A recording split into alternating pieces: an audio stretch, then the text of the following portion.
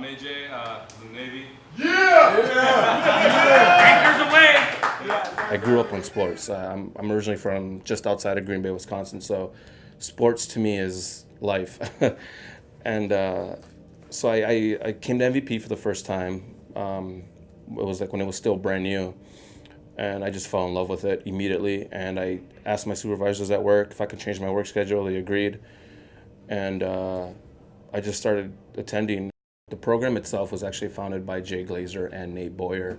Jay Glazer being the former NFL insider, and Nate Boyer, former Seattle Seahawk and former Green Beret.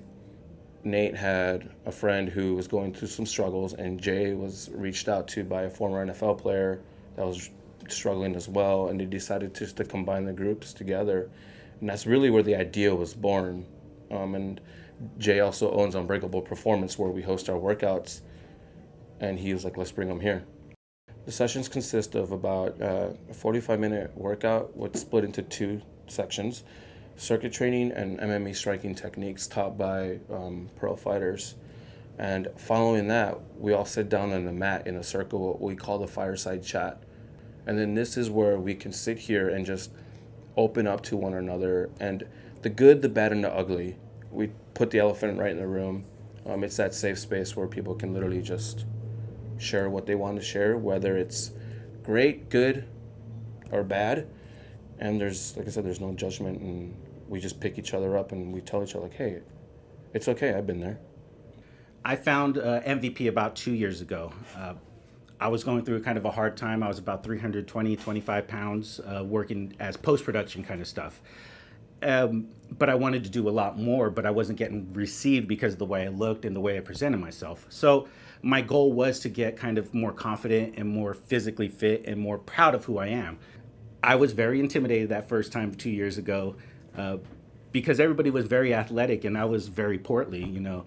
It took me a while to get to that point that I actually did start feeling comfortable. I still started feeling confident to let my attitude come out. And here we are 2 years later, and I'm about 240 pounds now. So we lost about 80 pounds through this whole journey.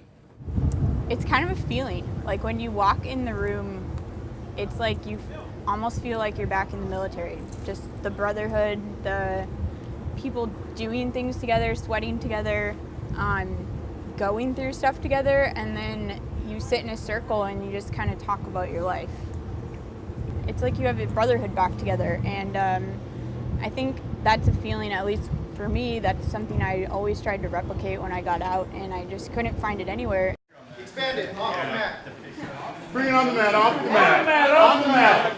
All too often we're so used to sucking it up and driving on. I was talking to my manager earlier about, and it's just, that's something you kind of have to do overseas in combat. It makes sense, you know, you got to keep the calluses up, and it's all about the mission, and you can't let your emotions get the best of you. Same with on the playing field in sports.